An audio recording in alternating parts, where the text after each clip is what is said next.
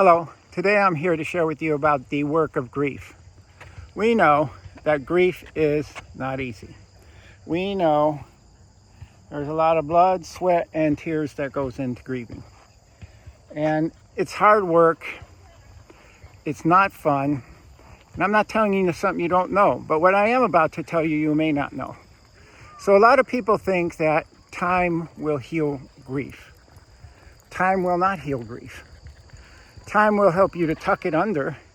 Time will help you up under the carpet. Time will help you to put it in its own compartment where you don't really want to deal with it. And then when it's most, where you don't want it to come back, it'll show its face again under times of stress, under times of other personal affliction, conflict in relationships. It'll show up. And if you don't clear the energy and the stuff from one type of grief, like say you lost a spouse years ago and you marry and you lose something else or someone else, it'll come back because you have unresolved grief. As human beings, we are equipped to handle grief. We're the highest emoted species on the planet. And we have to engage with our grief to work through it. That's the only way through it, really. So this comes from my experience when I lost my son. I tried to avoid it. I tried to run from it. I tried to tell myself that, oh, it's going to get better, it's going to get better, it's going to get better. And it didn't. And I took a real downturn. And it took me a long time to come back from that. And what I've learned, I share with my clients and those I support. And we face their grief head on. I mean, we look at it, we outline it, we look at the main players of the grief at the beginning, and those things will change over time. But we look at the symptoms of the grief, the causes of a lot of the erroneous stuff that's outside of the loss. Because you're not only dealing with the loss and grief, you're dealing with the situations, lots of characters in life, lots of changing roles and situations, and there's way more to it than we ever want to give credit to. And that's what I learned. So, how do we go about that? Well, first of all, since we don't live in communities like we used to, we are not as close to people who can help us. And after all the casseroles and things leave after a few weeks, and usually around the 3-month time, we start to really feel our grief. And what happens is that we begin to feel really isolated and alone, and we feel more out of control than ever, and yet we have less support than ever. And that's where it hits. Even sometimes within our own home, we don't have anybody that is there on the same page with us or supporting us because maybe they don't care, which is hard to say, but sometimes that's true. Sometimes it's that people are all grieving in their own ways and they don't know how to help you with yours. And I used to describe it as everybody's floating on a piece of Titanic, but nobody can really help each other. So one way to do that is with a counselor or a clergy person or somebody that you have that's constantly with you on your journey, that commits to supporting you, right? That's not going to get tired of listening.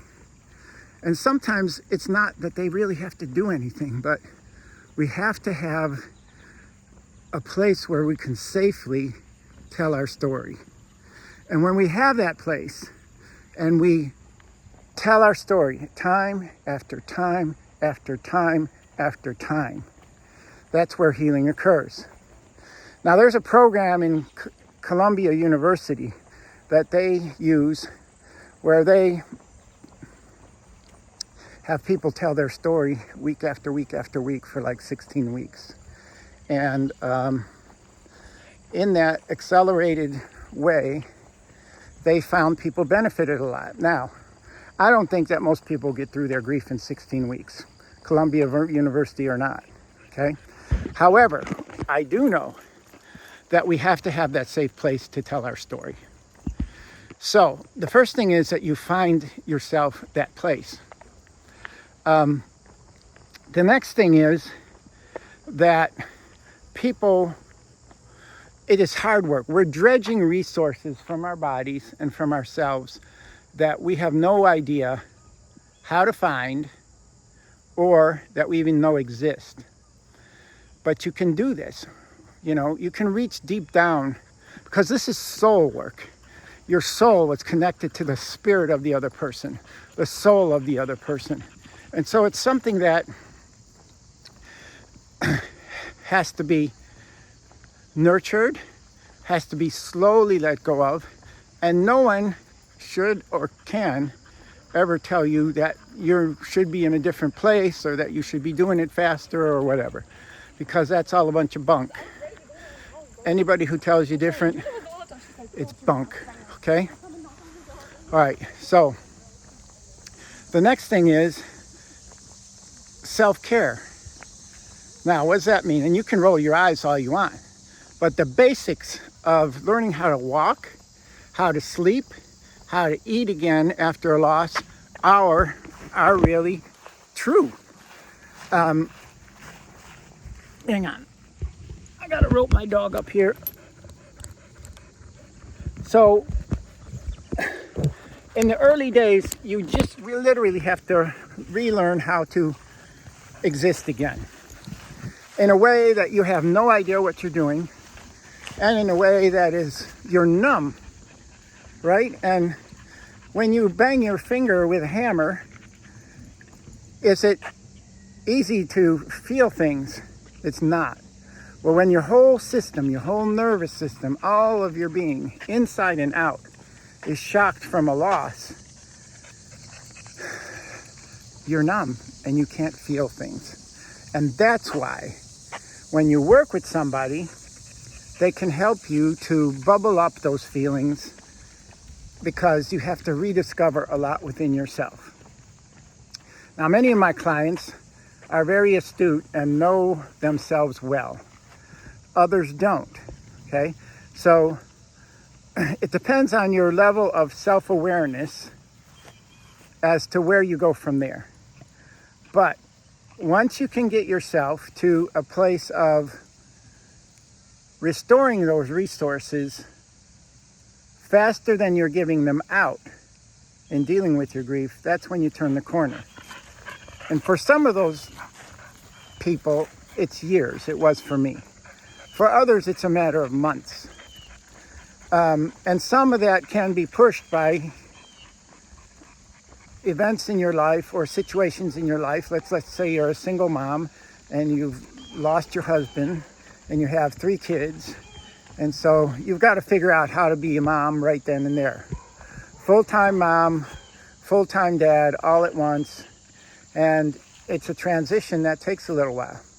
However, like I said, most people can figure it out, but they usually have a hard time if they're not getting help with that, because they need incredible amount of support, not only to